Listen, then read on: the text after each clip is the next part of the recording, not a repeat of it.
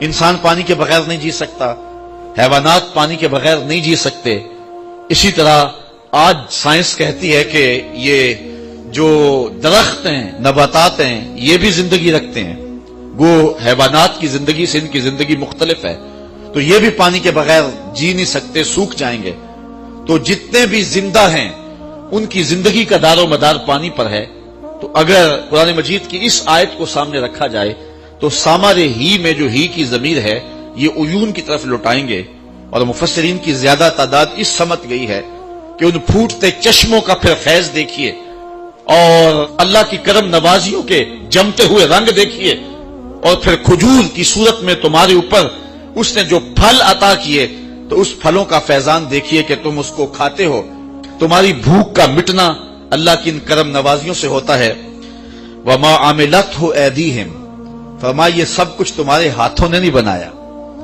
یہ انگور کی بیل کے اندر جو رب نے خوشے لگائے ہیں، ان خوشوں کے اوپر جو جلی چڑھائی ہے، اور پھر کھجور کے اندر، انگوروں کے اندر جو ذائقے رکھ دیے ہیں، پھر اس کے اندر جو طبی تاثیرات رکھ دی ہیں، جو مٹھاس رکھ دی ہے، اور اس کے اندر جو لذتیں رکھ دی ہیں، یہ تمہارے ہاتھ کا کام نہیں ہے، بلکہ ایک رب ہے جس نے اس کھجور کے اندر، انگور کے اندر، پھلوں کے اندر، اناج کے اندر مٹھاس بھی رکھی ہے، توانائی بھی رکھی ہے، تمہاری ضرورتوں کی کفالت بھی ہوتی ہے۔ افلا یشکرون، کیا وہ شکر کیوں نہیں کرتے؟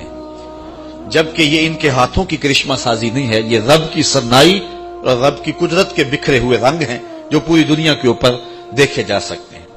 تو یہ پھوٹتے چشمے، یہ بہتے ہوئے جھرنے، یہ جو ہے وہ نہریں، یہ نچڑتے ہوئے بادل، یہ ساون کا موسم، یہ پگھلتے ہوئے برف کے تودے، اور یہ قدرت نے جو پانی کے سلسلے رکھے ہیں جس سے زندگی نصیب ہوتی ہے، تو اللہ فرماتا ہے کہ دیکھیے کہ ہم نے زمین کو بنجر نہیں رہنے دیا، اس زمین کی سیرابی کے لیے چشمے بھی ہیں جو زمین کے اندر سے پھوٹتے ہیں، اس کی سیرابی کے لیے جو ہے وہ نچڑتے ہوئے بادل بھی ہیں جو جل تھل کر کے رکھ دیتے ہیں، اس کے لیے نہری نظام بھی ہے، اس کے لیے جو ہے وہ ندیاں بھی ہیں، اس کے لیے نالے بھی ہیں جو زمینوں کو سیراب کرتے ہیں۔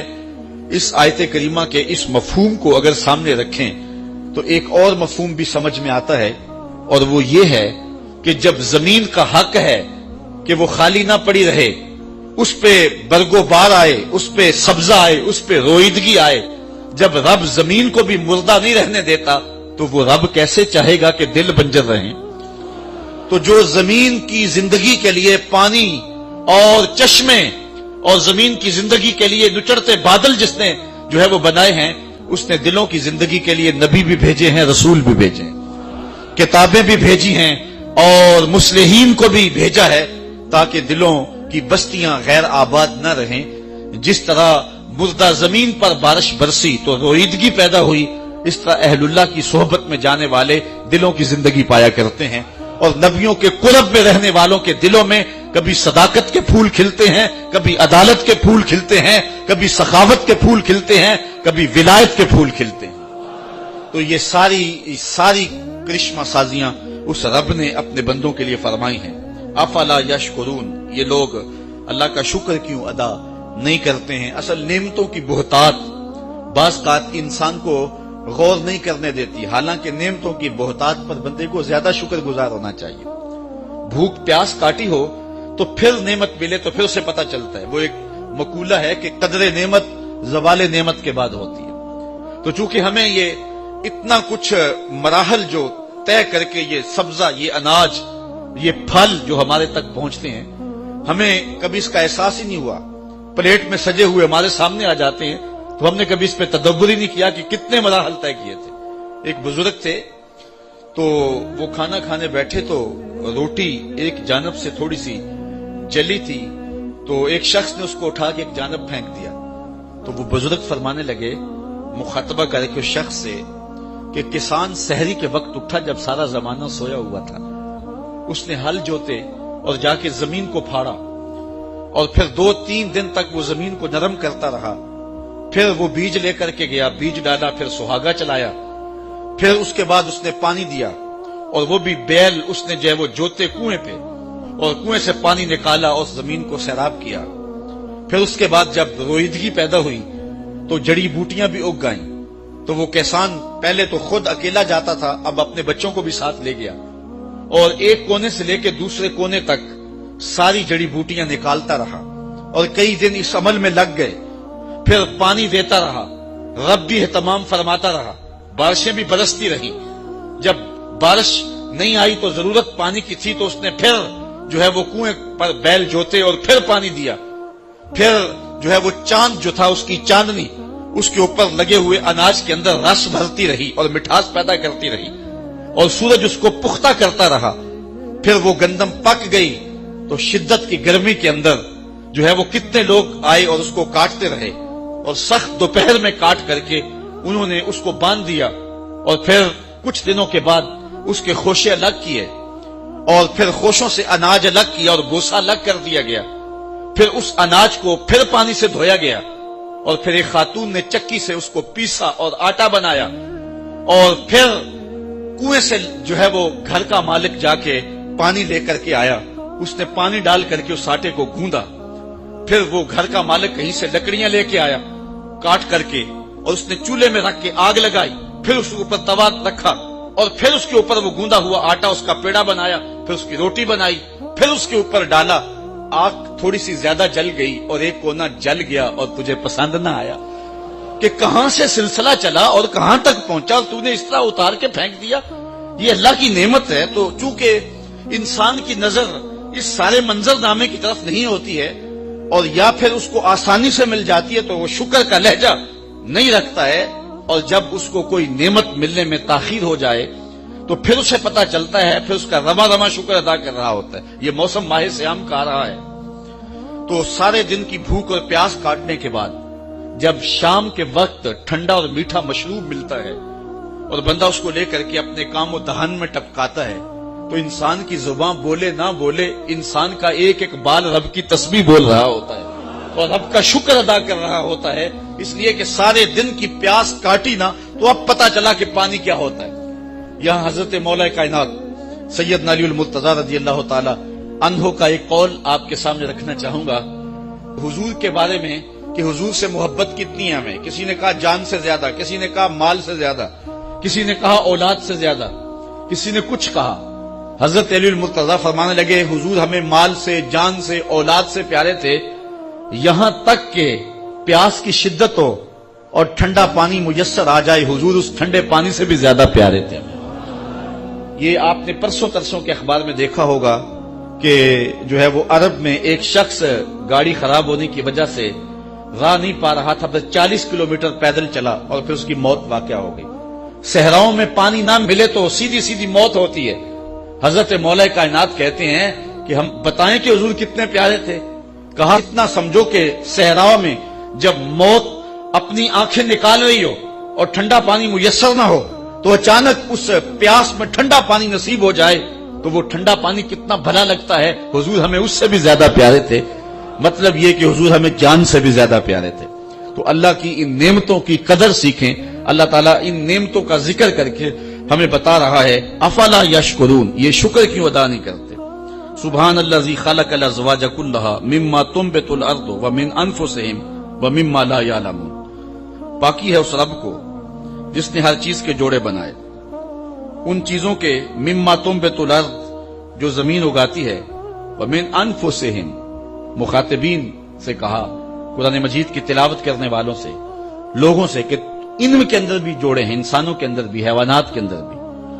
وَمِمَّا لَا يَعْلَمُونَ، اور ان چیزوں میں بھی جوڑے ہیں جن کی انہیں خبر ابھی نہیں ہے. ان میں بھی جو ہے وہ جوڑے ہیں جن کی خبر انہیں نہیں ہے. تو یہ اللہ تعالیٰ نے نباتات میں بھی، حیوانات میں بھی اور ساری چیزوں کے اندر جوڑے بنائے ہیں. انسان کا فہم، انسان کی عقل وہاں تک پہنچ نہیں پائی لیکن جوڑے وہاں بھی ہیں. انسان میں تو جوڑے ہیں ہی ہیں. نباتات بھی بغیر نر کے پھل نہیں دیتے. یہ کھجوروں کے باغوں میں اور آم کے پیڑ جہاں ہوتے ہیں تو ان باغوں کے اندر ان کو ساتھ نر بھی لگانا پڑتا ہے، کیونکہ اگر نر نہیں دیں گے تو پھل کچا جھڑ جائے گا، پکا نہیں ہوگا.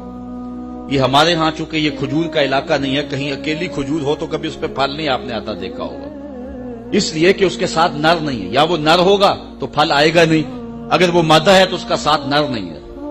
تو جہاں کھجوریں اگائی جاتی ہیں، جہاں ان کے باغات ہوتے ہیں تو وہاں نر بھی دیے جاتے ہیں، پھر ہوائیں نر کھجوروں سے مادہ تولید کو لے کر کے مادہ کے اوپر پھینکتی ہیں، اور اس طرح وہ برابر ہوتی ہیں اور پھر پھل ہوتا ہے۔ تو جن کو نر کم ملتا ہے، جن کھجوروں کو نر کم ملے تو ان کے اندر گٹلی بھی پیدا نہیں ہوتی ہے۔ تو یہ اللہ تعالیٰ جل شانہ نے ایک نظام رکھا ہوا ہے کہ جانوروں کے اندر بھی جوڑے اور انسانوں کے اندر بھی جوڑے اور درختوں کے اندر بھی جوڑے، اور پھر فرمایا وَمِمَّا لَا يَعْلَمُونَ، اور بھی ایسی چیزیں ہیں جن کو یہ جانتے نہیں ہیں، جوڑے ان میں بھی ہیں۔ میں کہتا ہوں اگر اس بلب کو، اس پنکھے کو ایک مثبت اور ایک منفی، ایک ٹھنڈی اور گرم تار نہ دیں، یہ جوڑا اگر یہ نہ ہو تو یہ بھی روشن نہ ہو سکے۔ تو بہت ساری ایسی چیزیں ہیں کہ جن پہ ہم تدبر کریں تو یہ ضابطہ کار فرما ہے جو رب نے دیا ہے، اور اس جوڑے سے ہی کائنات کے اندر حسن اور رنگ اور بہار ہے۔ عورت کا حسن کس کام اگر مرد کی فتوت نہ ہو، اور مرد کی فتوت کس کام اگر عورت کا خمار نظر نہ ہو۔ تو رب نے جو ہے وہ یہ جو جوڑوں کا سلسلہ رکھا ہے، یہ ایک حسن اور ایک لطافت پیدا کرنے کے لیے رکھا ہے۔ تو کہا اس پہ غور کریں، سبحان الذی خلق الازواج کلھا، جس نے ہر شے کے جوڑے بنائے، مما تنبت الارض، جو زمین اگاتی ہے، ومن انفسہم، ان کی اپنے آپ سے، ومما لا یعلمون، اور ان چیزوں سے جن کو انہیں خبر نہیں، جن کو جانتے نہیں۔ وآیۃ لہم اللیل، ان کے لیے ایک نشانی، بڑی نشانی رات ہے، نسلخ منہ النہار، جس سے ہم دن کو کھینچ لیتے ہیں، فاذا ھم مظلمون، تو پھر وہ اندھیرے میں چلے جاتے ہیں۔ اصل اندھیرا ہے تو روشنی دن کی صورت میں نمودار ہوتی ہے، سورج کی کرنیں اندھیرے کو دھکیل دیتی ہیں۔ بعض یہ بھی کہتے ہیں کہ زمین میں مقناطیسی سلاخیں ہیں جو روشنی کو جذب کرتی ہیں اور اندھیرا سمٹتا ہے۔ بہرحال جو بھی طریقہ کار ہو، تو دن ایک لباس ہے جو رات کے اوپر چڑھ جاتا ہے اور رات اس کے نیچے چھپ جاتی ہے۔ کالے حبشی کو سفید لباس پہنا دیں تو سفیدی نظر آئے گی، اور پھر جب لباس کھینچے تو نیچے سے سیاہی نکلتی آئے گی۔ اللہ فرماتا ہے کہ ہم نے راتوں پر دنوں کے لباس چڑھا دیے، اور پھر راتیں نہیں رہی، دن ہو گئے، اور جب ہم دن کھینچتے ہیں تو پھر وہ کالی کی کالی ہو جاتی ہیں۔ شب دہجور کی وہی ظلمتیں، وہی اندھیرے، وہی راہوں میں بھٹکنا۔ تو فرمایا کہ یہ ایک نشانی ہے اگر اس پہ غور کریں کہ ہم نے دن بنائے۔ والشمس تجری لمستقر لہا، اور سورج چلتا ہے اپنے ایک ٹھہراؤ کے لیے، اس کا ایک استقرار ہے جس پر وہ چلتا ہے۔ اچھا، حضرت عطا بن ابی رباح رضی اللہ تعالیٰ عنہ، یہ حضرت عبداللہ ابن عباس رضی اللہ تعالیٰ عنہ کے شاگرد ہیں، انہوں نے اس کو لمستقر لہا کو لا مستقر لہا پڑھا، ایک قرات انہوں نے یہ پڑھی ہے۔ تو اس کا مفہوم پھر یہ ہوگا کہ سورج چلتا ہے اور ایسے چلتا ہے تو رکتا نہیں ہے، یعنی مسلسل چلتے چلا جا رہا ہے، اور جو چیزیں سورج کے سامنے آتی ہیں وہ روشن ہوتی ہیں، وہاں دن ہوتا ہے، اور جہاں سورج نہیں ہوتا تو وہاں اندھیرا ہوتا ہے۔ تو وہ چلتا ہی رہتا ہے، کبھی رکتا نہیں ہے، ایک تسلسل کے ساتھ۔ لیکن جو قرات ہے وہ لمستقر لہا، اس پر ہے، متفق قرات یہ ہے، اس لیے یہاں یہ ہوگا کہ سورج جو ہے وہ اپنے مدار پر، اپنے مستقر پہ چلتا ہے اور کبھی اس سے ہٹا نہیں ہے۔ حضرت ابو ذر غفاری رضی اللہ تعالیٰ عنہ فرماتے ہیں کہ مسجد نبوی میں ہم بیٹھے تھے اور شام کا وقت تھا، سورج ڈوبنے کے لمحے قریب آئے تو حضور نے فرمایا ابو ذر جانتے ہو سورج جب ڈوبتا ہے تو کدھر جاتا ہے؟ تو میں نے کہا اللہ و رسولہ عالم، اللہ اس کا رسول خوب جانتا ہے۔ تو حضور نے فرمایا جب سورج ڈوبتا ہے تو رب کے عرش کے نیچے سجدہ کرتا ہے، تو یہ اس کا مستقر ہے۔ اللہ اکبر۔ تو فرمایا ذالک تقدیر العزیز العلیم، یہ حکم ہے زبردست علم والے کا، یہ رب کا حکم ہے جس سے وہ سرتابی نہیں کر سکتا۔ والقمر قدرناہ منازل حتی عاد کالعرجون القدیم، اب چاند کی طرف توجہ موڑی انسانوں کی۔ والقمر، اور چاند، قدرناہ منازل، ہم نے اس کی منزلیں مقرر کی ہیں، حتی عاد کالعرجون القدیم، یہاں تک کہ یہ کھجور کی پرانی ٹہنی کی طرح ہو جاتا ہے۔ جب چاند چڑھتا ہے تو پہلی رات کے چاند کو ہلال کہتے ہیں، ویسے چاند کے لیے مطلق لفظ جو ہے وہ قمر ہے، عربی میں قمر، کسی بھی حالت میں چاند ہو تو اس کو قمر کہا جاتا ہے، لیکن پہلی رات کے چاند کو ہلال کہا جاتا ہے، اور جب چاند 14ویں رات کو پہنچے تو اسے بدر کہا جاتا ہے۔ تو اس کی مختلف منازل ہیں. تو جب پہلی رات کو ہوتا ہے تو اس وقت سارے چھتوں پہ چڑھ کے اس کو دیکھتے ہیں، انگلیوں سے اشارے کیے جاتے ہیں اور بھلا لگتا ہے. پھر جب بدر تمام ہوتا ہے تو پھر اس کی چاندنی چکور کے دل میں کشش پیدا کر دیتی ہے، سمندروں میں مد و جزر پیدا ہو جاتا ہے، جوار بھاٹے اٹھتے ہیں. اور پھر اس کے بعد یہی چاند جب بوڑھا ہوتا ہے تو پھر کوئی آنکھ اٹھا کر بھی نہیں دیکھتا، راتوں کی تنہائیوں میں نکلتا ہے اور راتوں کی تنہائیوں میں غروب ہو جاتا ہے. اور اس کی حالت یہ ہوتی ہے کہ جس طرح ایک کھجور کی پرانی شاخ ہو، ارجون کھجور کی اس شاخ کو کہتے ہیں جس شاخ کے ساتھ پھل لگا ہوا ہوتا ہے، اور پھل کی وجہ سے وہ جھک جاتی ہے، تو جب پھل توڑ لیا جائے تو اس کی شکل بالکل چاند کی طرح ہو جاتی ہے. جب آخری راتوں میں ہوتا ہے وہ زرد بھی ہو جاتی ہے اور پرانی بھی ہوتی ہے اور جو ہے وہ بے ڈھنگی سی بھی ہوتی ہے. اللہ تعالیٰ فرماتا ہے کہ یہ چاند پھر اس مرحلے پہ پہنچتا ہے حتیٰ یہاں تک کہ اللہ اکبر عاد کل ارجون القدیم، کھجور کی پرانی ڈال کی طرح، پرانی ٹہنی کی طرح ہو جاتا ہے. اچھا، اس چاند کی گردش سے اور اس کی منازل سے حضرت انسان کو کچھ سمجھایا جا رہا ہے کہ جب تو پیدا ہوا تھا تو چاند کی طرح سارا زمانہ تیرا منہ دیکھنے آیا تھا، تو بھی اس وقت لوگوں کی توجہ کا مرکز بن گیا تھا اور پھر منازل طے کرتا رہا.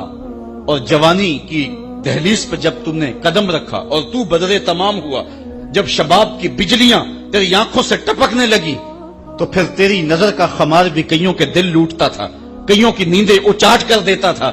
جس طرح چاند جب جوبن پہ ہو تو چکور کا دل لرزتا ہے اور سمندر میں جوار بھاٹا پیدا ہو جاتا ہے، لہریں اٹھتی ہیں، طوفان پیدا ہوتے ہیں. تو جب بندہ بھی جوانی کی دہلیز پہ ہوتا ہے تو وہ بھی طوفان اٹھاتا ہے، دلوں میں جوار بھاٹے پیدا ہوتے ہیں. تو وہ لمحے بھی آئے کہ تو نے دلوں کی بستیاں اور دلوں کی دنیا پر ہلچل پیدا کر کے رکھ دی. تیرا شباب لوگوں کی زندگیوں کے اندر گھلتا رہا اور کتنوں کی نیندیں اچاٹ ہوتی رہیں، تیری زلف کے شکن کتنوں کا قرار لوٹ کے لے گئے. لیکن پھر وہ لمحہ بھی آیا حتی آدھا کل ارجون القدیم، پھر بوڑھا ہو گیا، پھر تجھے کوئی دیکھنے بھی نہیں آتا، کوئی تجھ سے اداس بھی نہیں ہوتا، بچے بھی کترا کے گزر جاتے ہیں. کہا انسان ذرا چاند کی منزلوں کو دیکھ، یہی چاند کتنا پیارا تھا اور آج اسی چاند کو کوئی دیکھتا بھی نہیں ہے. بچہ جب پیدا ہوتا ہے تو اس کی مسکراہٹ دل کھینچتی ہے، اور جب بوڑھا مسکراتا ہے تو اس وقت جو ہے لوگوں کی توجہ نہیں ہوتی. بچے کی زبان جو ہے وہ اڑ اڑ کے جب بولتا ہے تو اس کی توتلی زبان کا حسن دلوں میں نکھار پیدا کرتا ہے. ماں بھی بلہاری جاتی ہے، باپ بھی صدقے جاتا ہے، بہنیں بھی جو ہے وہ قربان جاتی ہیں. تو بچے کا ٹوٹا لہجہ اور توتلی زبان خوشیوں کی ایک لہر ہوتی ہے. لیکن جب بڑھاپے میں فالج کی وجہ سے زبان میں لکنت آ جائے، اب توتلا پن پیدا ہو جائے، اب زبان اٹکنے لگے تو بچے بھی مذاق اڑاتے ہیں.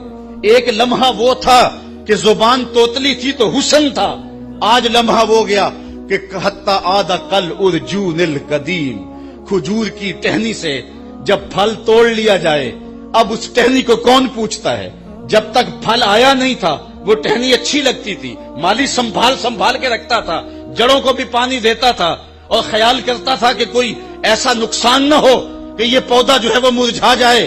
پھر جوبن پہ آیا اور جب کھجوریں لگیں تو اس نے پھر رسیاں بھی باندھی اور کھجوروں کو سنبھالنے کے لیے سب کچھ کیا. پھر جس دن اس نے اس ڈال سے پھل کاٹ لیا، اب وہ کھجور اجڑ گئی، اب اس کی وہ ٹہنی بے توقیر ہو گئی. انسان کی زندگی کا جب شباب لٹ جاتا ہے اور بڑھاپے میں جب وہ کسی قابل نہیں رہ جاتا تو پھر اس کی بھی یہ مثال ہے حتی آدھا کل ارجون القدیم، جیسے کھجور کی پرانی ڈال ہو. للشمس ینبغی لها ان تدرک القمر ولللیل سابق النہار، سورج کو یہ حق نہیں پہنچتا کہ وہ چاند کو پکڑ لے. ولللیل سابق النہار، اور رات دن پر سبقت لے جائے، یہ بھی اس کو حق نہیں پہنچتا. کبھی ایسا نہیں ہوا کہ ابھی رات کا کچھ حصہ رہتا ہو تو دن آ گیا ہو. یہ کبھی ایسا نہیں ہوا کہ ابھی دن کا کچھ حصہ رہتا ہو تو رات پڑ گئی ہو، عصر کے وقت ہی سورج ڈوب گیا ہو. کبھی ایسا نہیں ہوا. وہ اپنے مدار سے نہیں ہٹتا، وہ اپنے مدار سے نہیں ہٹتا. جو دن کا وقت ہے وہ متعین ہے اور جو رات کا وقت ہے وہ متعین ہے. اور اس طرح سورج اور چاند ایک دوسرے کو پکڑتے نہیں ہیں. وَكُلًّا فِي فَلَكٍ يَسْبَحُونَ، اور یہ سارے کے سارے جو ہے وہ آسمان میں تیر رہے ہیں، اپنے اپنے مدار میں ایک گھیرے میں تیر رہے ہیں۔ تو معلوم ہوا کہ زمین بھی نہیں گھومتی، آسمان بھی نہیں گھومتا۔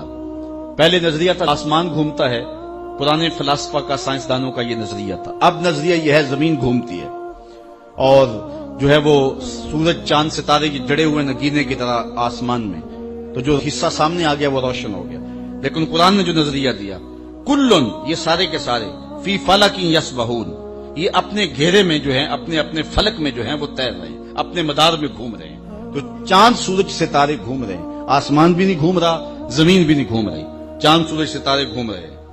وآیۃ لہم، ان کے لیے ایک نشانی، انا حملنا ذریتہم فی الفلک المشحون، ہم نے ان کے بزرگوں کی پیٹھ میں بری ہوئی کشتی میں سوار کیا، یعنی ان کو، ان کی ذریت کو، جو ذریت بزرگوں کی پیٹھ میں تھی، جو قیامت تک آنے والی نسلیں تھیں، ہم نے بھری ہوئی کشتی میں سوار کیا۔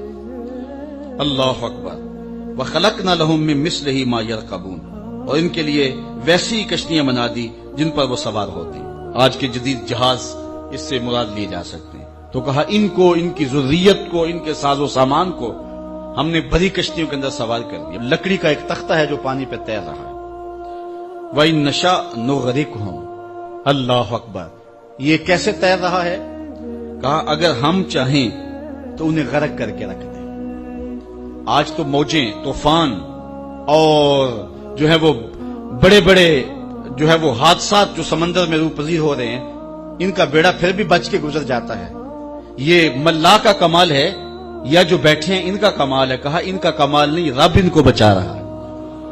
اور اگر ہم چاہیں، وَإِن نَّشَأْ، اگر ہم چاہیں، نُغْرِقْهُمْ، ہم ان کو غرق کر دیں، فَلَا صَرِيخَ لَهُمْ، ان کی کوئی چیخ بھی نہ سن پائے، ان کی کوئی فریاد کو بھی نہ پہنچے، وَلَا هُمْ يُنْقَذُونَ، اور نہ یہ بچائے جائیں، کوئی مدد کے لیے کوئی ٹیم ان کی مدد کو پہنچے بھی نہ۔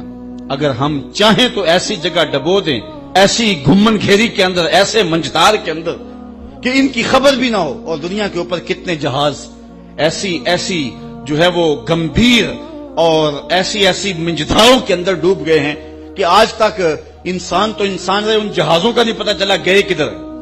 تو اللہ فرماتا اگر ہم چاہیں تو ایسی جگہ ڈبو دے جہاں ان کی کوئی فریاد بھی نہ سنے، ان کی کوئی آواز بھی نہ سنے، الا رحمتا منا، لیکن ہم ان کو بچا رہے ہیں۔ کیوں؟ یہ ہماری رحمت کی وجہ سے بچ رہے ہیں۔ ومتاعا الی حین، اور ایک وقت کے لیے ان کا برتنا ہے، ان کی موت ان کی زندگی کی حفاظت کر رہی ہے۔ اس وجہ سے یہ بچتے آ رہے ہیں کہ موت کا بھی وقت نہیں آیا، پیغام اجل ابھی نہیں آیا۔ تو یہ سمجھتے ہیں ہم بچ کے آگے، تم نہ بچ پاتے، یہ بچانے والا بچا رہا ہے جس نے تمہاری موت کا وقت مقرر کیا ہے۔ جب تک اس متعین وقت پہ نہیں پہنچو گے تمہیں کوئی نقصان نہیں پہنچا سکتا۔ اور جب وہ وقت آ گیا، تمام تر قوتیں، تمام تر طاقتیں جو ہیں وہ بے بس ہو جائیں گے۔ شیخ سعدی نے لکھا ہے، یہ سانپ جو ہوتا ہے نا، سانپ، اس کا پاؤں نہیں ہوتا، یہ اپنے جسم کو بل دے کر کے حرکت کرتا ہے اور آگے جاتا ہے۔ اور ایک جانور ہے کن کھجورا اسے کہتے ہیں، اس کے 100 پاؤں ہوتے ہیں، 100 پاؤں۔ تو یہ سانپ اور اس کی آپس میں دشمنی ہے۔ کبھی کن کھجورا کہیں نظر آئے تو سانپ پھر اپنی ایڑی چوٹی کی ہمت صرف کر دیتا ہے اس کو شکار کرنے کے لیے، کیونکہ اس کی یہ مرغوب غذا ہے۔ تو شیخ سعدی فرماتے ہیں کہ کن کھجورا نکلا نا تو سانپ نے بھاگ کر کے اسے پکڑ لیا۔ تو کسی نے کن کھجورے سے کہا تیرے 100 پاؤں تھے اور سانپ کا ایک بھی پیر نہیں تھا، اور تو 100 پاؤں رکھنے کے باوجود ایسے سے پکڑا گیا جس کا ایک پیر بھی نہیں ہے۔ تو اس نے کہا کہ تقدیر کے آگے تدبیر نہیں چلتی، کہ تقدیر ڈاڈی ہے تو تقدیر کے آگے میرا 100 پیر بھی کام نہ دے سکا۔ تو جب تقدیر آ جاتی ہے، موت آ جاتی ہے، تو کوئی تدبیر کام نہیں دیتی ہے، اور جب تک موت نہیں آتی ہے تو پھر زندگی کی موت خود حفاظت کرتی ہے۔ اللہ فرماتا ہے کہ یہ جو بچے آ رہے ہیں، یہ منجداروں سے نکل کے ان کے بیڑے باہر آ گئے ہیں، یہ جو ساحل مراد پہ آ لگے ہیں، یہ سمجھتے ہیں جہاز بڑا کبھی تھا، یہ سمجھتے ہیں کہ ہمارا جو چلانے والا ملا ہے، ہمارا جو کپتان تھا وہ بڑا سمجھدار ہے، وہ منجداروں سے نکال کے لے آیا۔ کہا ایسا نہیں ہے، بلکہ کیسے جہاز منزل پہ پہنچا؟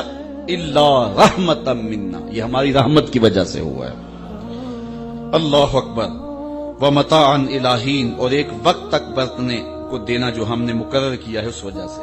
وَإِذَا قِيلَ لَهُمُ اتَّقُوا مَا بَيْنَ أَيْدِيهِمْ وما خلفهم لعلکم ترحمون، اور جب ان سے فرمایا جاتا ہے ڈرو تم اس سے جو تمہارے سامنے ہے اور جو تمہارے پیچھے آنے والا ہے۔ اللہ اکبر، اس امید پر کہ تم پر کرم ہو تو وہ منہ پھیر لے